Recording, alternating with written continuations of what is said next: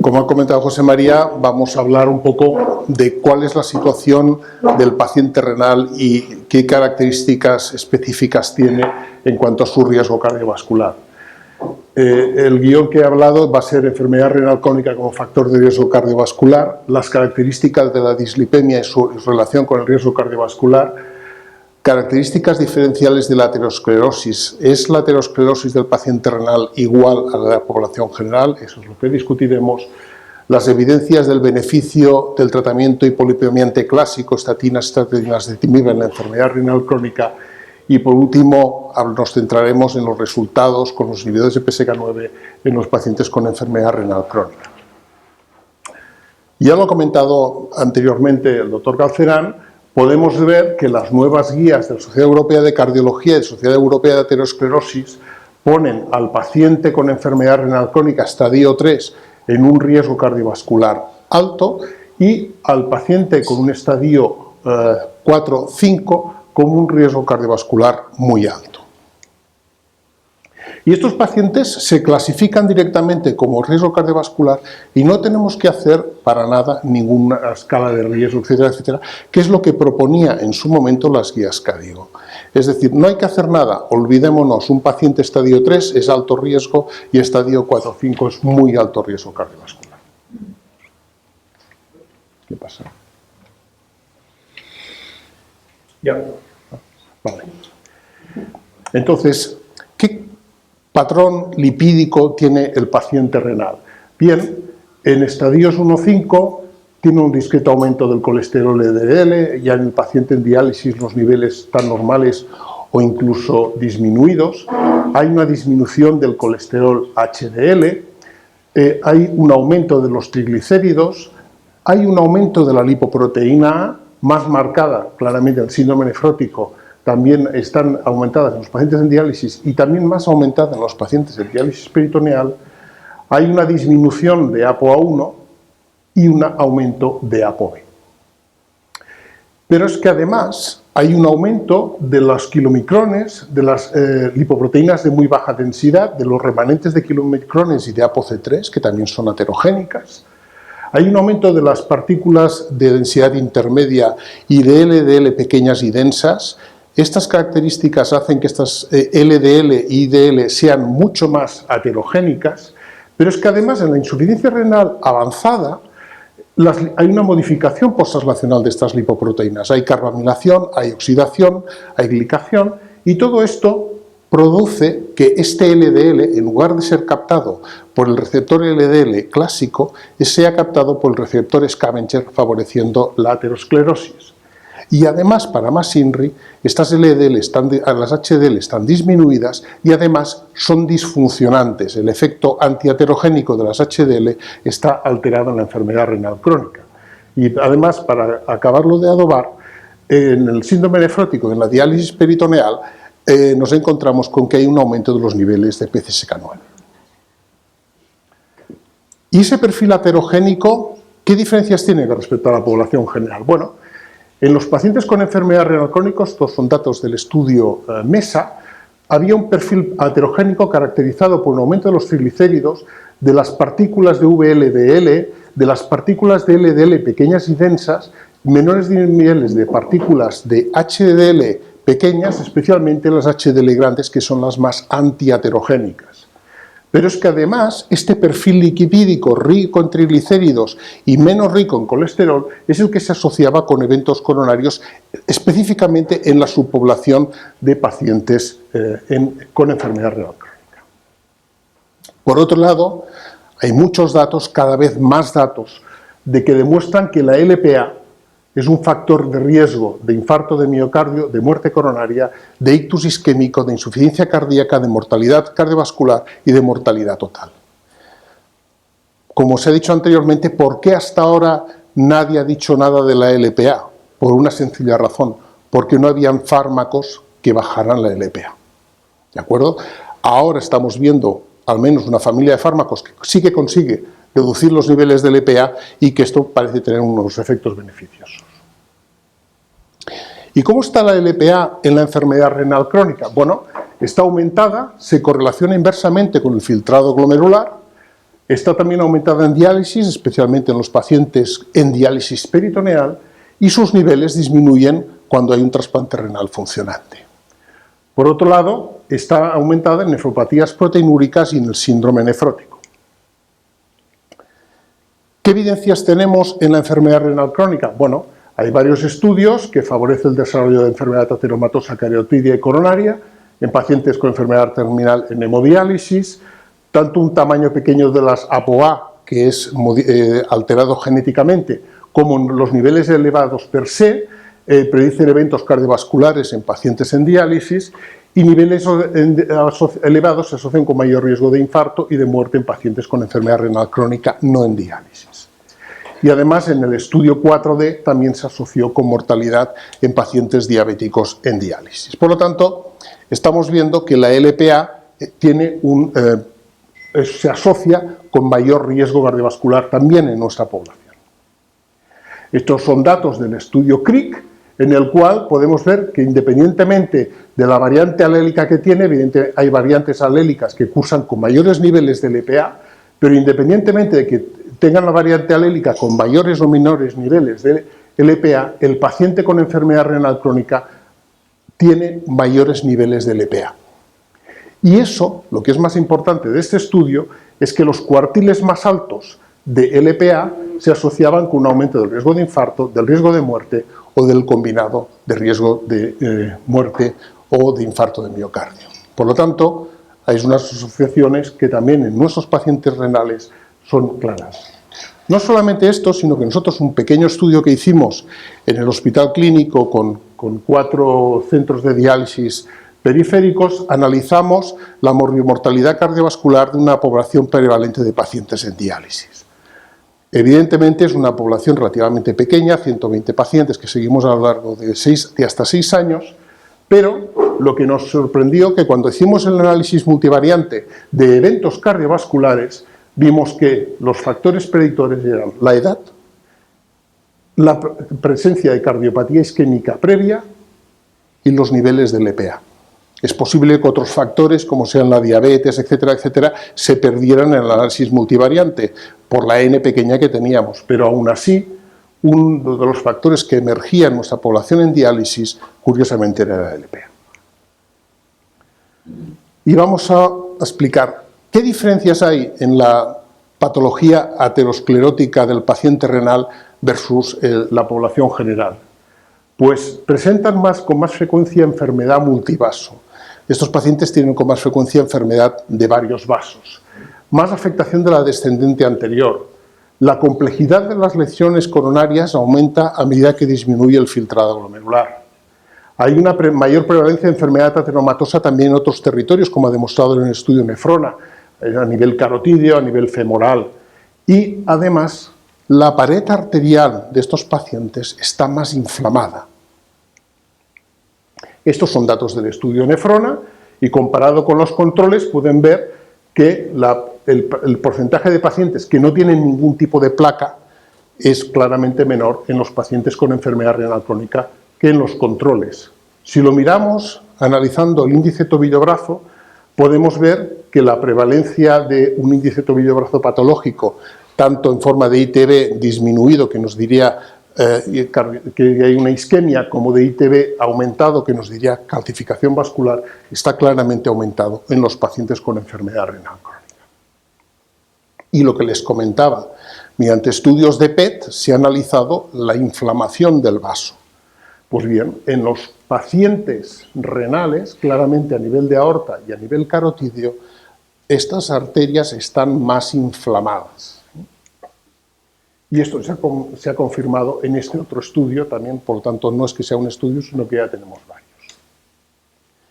¿Y la placa de ateroma es igual o es diferente? Bueno, pues la placa de ateroma del paciente renal tiene un núcleo lipídico mayor, por lo tanto es más inestable, el tapón fibroso es más fino, por lo tanto es más fácil que se rompa. Hay una mayor presencia de cristales de colesterol, de macrófagos, por tanto, de inflamación, de neovascularización, de hemorragia intraplaca, de disrupción y ruptura y de calcificación de las lesiones coronarias. Ello se ha asociado con mayor vulnerabilidad de la misma y el suficiente riesgo de eventos coronarios.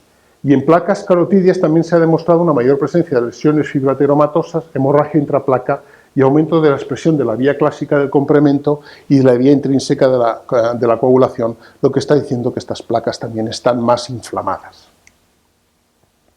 Si miramos la composición mediante IBUS, podemos ver que el área de la placa es mayor, que la carga de la placa es mayor, y podemos ver que hay un mayor core necrótico y el tapón fibroso, lo que impide que la placa se rompa, es más fino. Si lo miramos también con una tomografía de coherencia óptica cuantitativa, las placas están más calcificadas, tienen más cristales de colesterol, mayor disrupción y una tendencia a mayor presencia de trombo. Es decir, es una placa más inestable.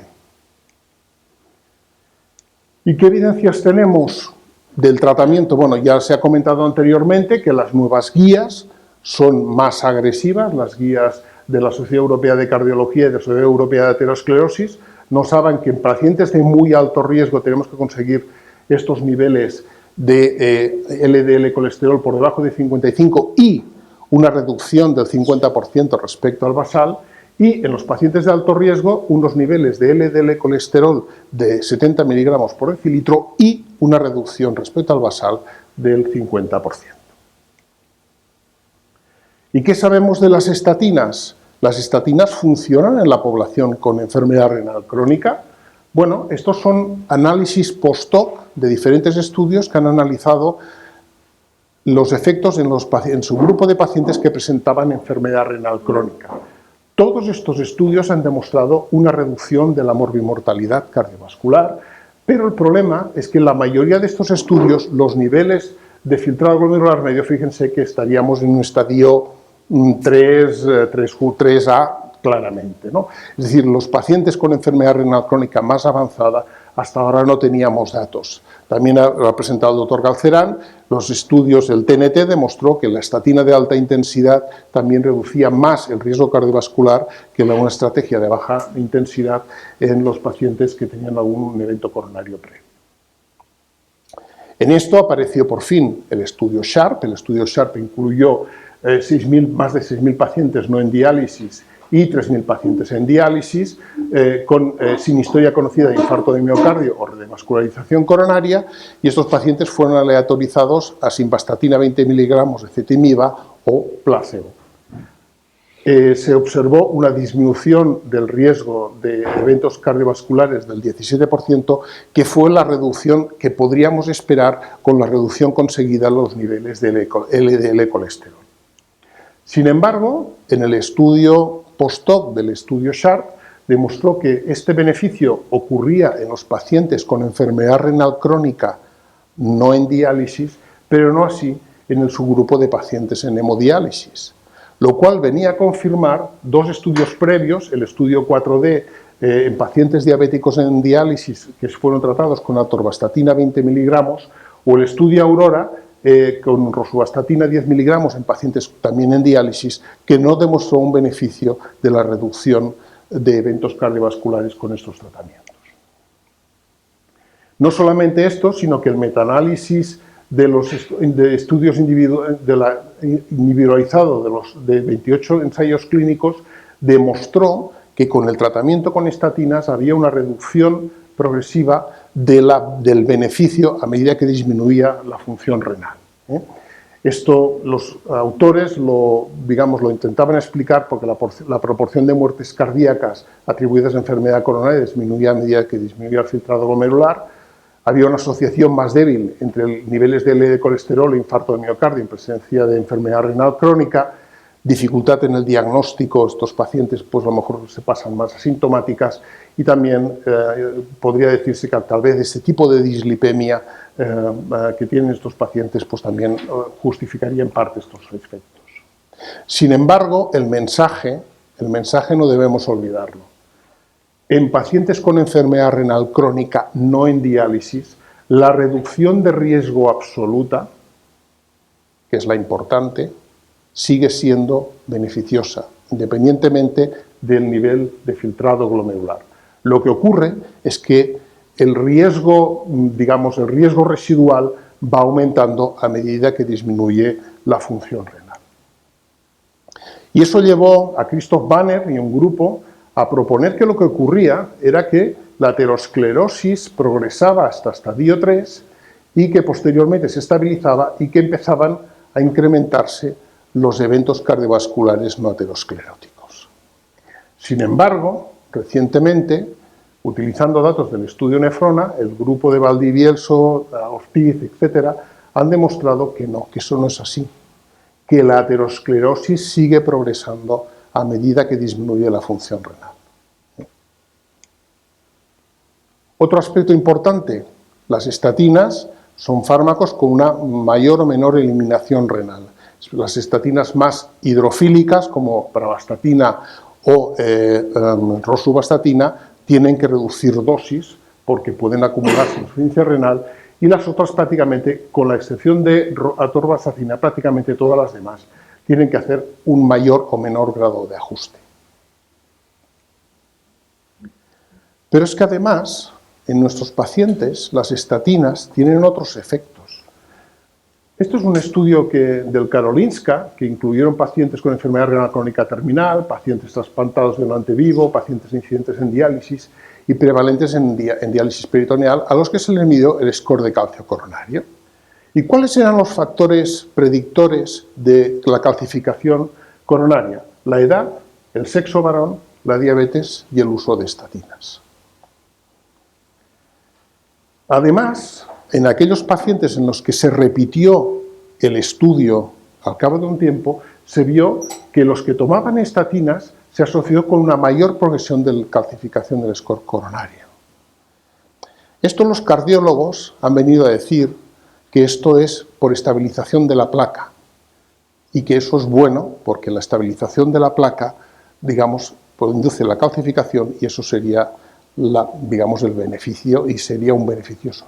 Sin embargo, nosotros estamos viendo lo contrario, que la calcificación de la placa en el paciente renal puede no ser un factor pronóstico positivo, sino todo lo contrario, porque se está viendo que la calcificación de la placa puede ser de dos tipos, o una calcificación homogénea de la placa, que sí que podría decir que la placa está regresada o está estabilizada, o una calcificación que se llama spotty, que es completamente diferente, que es una calcificación en pequeños tramos, pero que hace la placa incluso más vulnerable. Y además, me van a preguntar ustedes, ¿y por qué las estatinas favorecen la calcificación vascular? Pues estos mismos autores lo que hicieron fue incubar células de músculo liso vascular en presencia o ausencia de simvastatina. ¿Y qué hacía la simvastatina? Pues inhibir el paso de vitamina K1 a vitamina K2. Y la vitamina K2 es la que activa matrix GLA protein, que es el principal inhibidor de la calcificación vascular. Si nosotros tenemos un paciente renal que ya tiene las alteraciones del metabolismo óseo-mineral y encima le inhibimos el paso a vitamina K2, lo que estamos es favoreciendo la calcificación vascular. Y otro dato más reciente, se ha analizado qué hacen las estatinas. Las estatinas incrementan los niveles de LPA. Probablemente la disminución de la LDL provoca cambios en el ApoB100 que incrementaría la síntesis hepática de las isoformas pequeñas y las isoformas grandes y sería en parte por activación del receptor FXR. Por lo tanto, sí que no vamos a decir que las estatinas son malas, por favor, no sea esa la interpretación, pero sí que tienen algunos efectos que nuestros pacientes pueden explicar en parte esos menores efectos beneficiosos. ¿Y qué hay de los inhibidores de PSK9? Bueno, pues ya lo ha comentado el doctor Lozano, realmente tiene un perfil completamente diferente en el sentido que no solamente reducen, que lo hacen muy bien y reducen de forma dramática los niveles del colesterol, sino que tiene un efecto beneficioso sobre todo el perfil lipídico, especialmente en cuanto a reducción de aumento de HDL, reducción hasta un 27% de la LPA. Y además, cuando hacemos estudios farmacocinéticos y farmacodinámicos, dado que es un anticuerpo monoclonal, como es de esperar, no hay problemas de acumulación y tampoco hay la respuesta farmacodinámica en cuanto a reducción del LDL, en cuanto a reducción de los niveles de PCSK9, realmente es consistente independientemente de los niveles de función renal. Y de hecho, estos son datos de un estudio, de un caso clínico que se ha reportado, está a punto de reportarse en nefrología, un paciente con enfermedad renal crónica avanzada, un paciente con hipercolesterolemia familiar heterocigótica y enfermedad renal crónica, como a pesar del tratamiento con estatinas no se conseguía una reducción adecuada de los niveles de LDL colesterol, se empieza el tratamiento con evolocumab, se consigue una buena respuesta, se retira el tratamiento y dado que no se conseguía el control, se vuelve a reiniciar el tratamiento e incluso el paciente entrando en diálisis peritoneal se consigue una buena respuesta. No solamente del LDL, sino que también, fíjense, una respuesta excelente en cuanto a los niveles de LPA. Ya ha comentado antes el doctor Lozano el estudio Fourier, pacientes entre 40 y 85 años con patología que habían tenido un infarto, un ictus o una vasculopatía periférica, con factores de riesgo adicionales, uno mayor o dos menores, que un tratamiento lipídico de base con una dosis óptima de estatina más menos de ezetimiba y un colesterol LDL superior a 70. Fueron aleatorizados estos pacientes a evolocumab 140 miligramos cada 2 semanas o 400 miligramos cada mes o a placebo. El evento primario fue un compuesto de muerte cardiovascular, infarto de miocardio, ictus, hospitalización por angina inestable o revascularización coronaria, y el evento secundario clave es el MACE clásico, muerte cardiovascular, infarto de miocardio o ictus. De este estudio se hizo un subanálisis de los pacientes con enfermedad renal crónica, que incluyó 15.000 pacientes con estadio 2 y casi 4.500 pacientes con estadio 3. Habían diferencias, lógicamente, entre los diferentes grupos, eran más dañosos los pacientes con enfermedad renal crónica, había más prevalencia, pero no era significativo de afroamericanos, había más prevalencia de diabetes, eran menos fumadores, eran más hipertensos, tenían menos infarto de miocardio, pero tenían más ictus y tenían más enfermedad vascular periférica. En cuanto a las medicaciones, también habían diferencias, recibían con menos frecuencia estatinas de alta intensidad, recibían con menos frecuencia aspirina o inhibidores del P2Y12, recibían algo más de beta bloqueantes y recibían algo más también de IECAS o ARA2. En cuanto a las medidas, parecía que tenían los niveles de LDL colesterol ligeramente menores, era significativo, pero por la gran N, el colesterol total no habían diferencias, había un LDL colesterol discretamente más disminuido y unos triglicéridos más aumentados. El filtrado glomerular medio también era de 51, es decir, porque los pacientes con enfermedad renal crónica avanzada fueron excluidos en este estudio. Como era de esperar, independientemente de la función renal, hubo una caída del LDL colesterol, que fue similar en los tres grupos, reducciones del 58% en el estadio 3, 59% estadio 2 y 59% en función renal preservada, por lo tanto, igual respuesta desde el punto de vista de reducción del LDL. En cuanto a la seguridad, como pueden ver, los pacientes con enfermedad renal crónica, como eran de esperar, tenían más efectos adversos, pero no hubo diferencias entre el grupo placebo y el grupo evolocumab. Y cuando llegamos a los datos, vemos que en cuanto al evento primario, habían una reducción del riesgo absoluto que era similar en los tres grupos, pero cuando fue al evento secundario clave, recordamos, muerte cardiovascular, infarto e ictus, ahí sí que hubo una mayor reducción del riesgo absoluto, pasando de una reducción del 1,5, 1,7 a una reducción del 2,5. Es decir, la reducción del riesgo absoluto era mayor en los pacientes con enfermedad renal crónica. y esas diferencias fueron significativas. Si lo miramos en estas curvas podemos ver que evolucumab, especialmente con filtrados por debajo de 60, vamos viendo que hay menos eventos que en el grupo placebo. Y lo mismo ocurre en el evento secundario clave.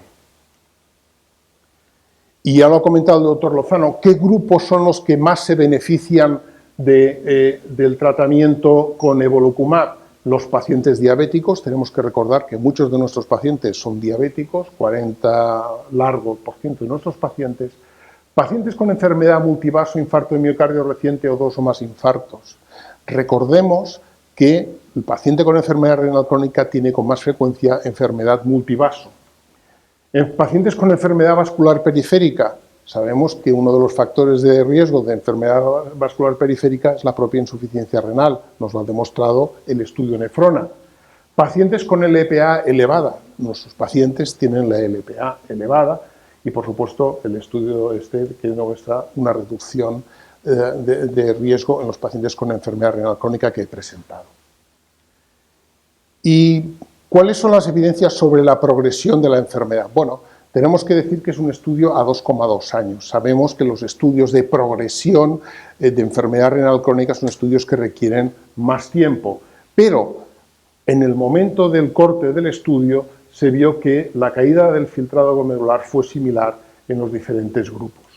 Y si lo miramos como progresión del filtrado glomerular a lo largo del tiempo, podemos ver que las rectas son superponibles.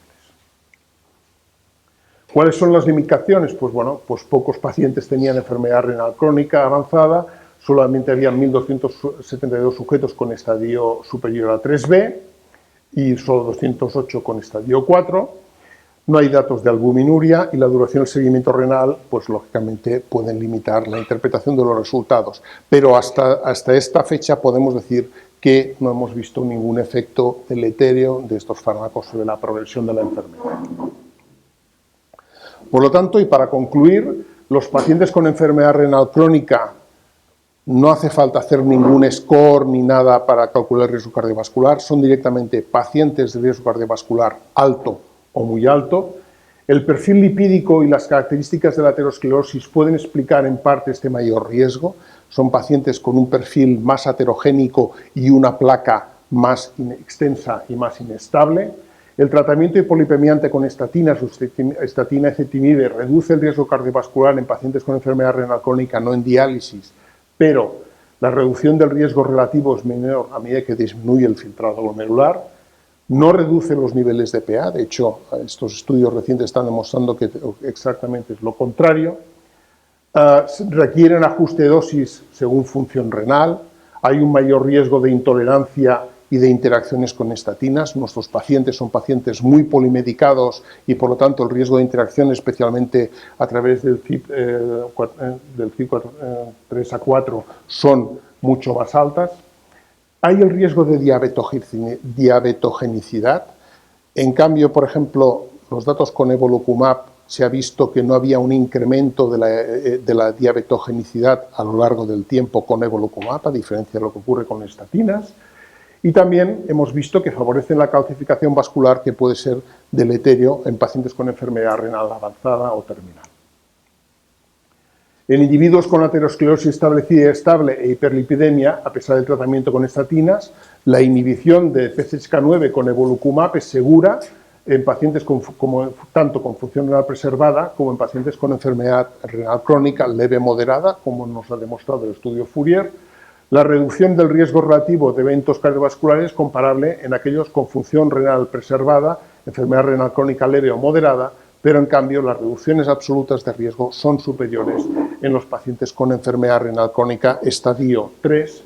No hay evidencias de beneficio ni de efecto deleterio sobre la función renal con los inhibidores de PCSK9 y nos queda la pregunta de si en nuestros pacientes la LPA está elevada, pues si esto, dado como se está viendo en la población general, la reducción asociada de LPA puede tener un efecto beneficioso en nuestros pacientes asociado al tratamiento con inhibidores de PCSK9. Muchas gracias por su atención.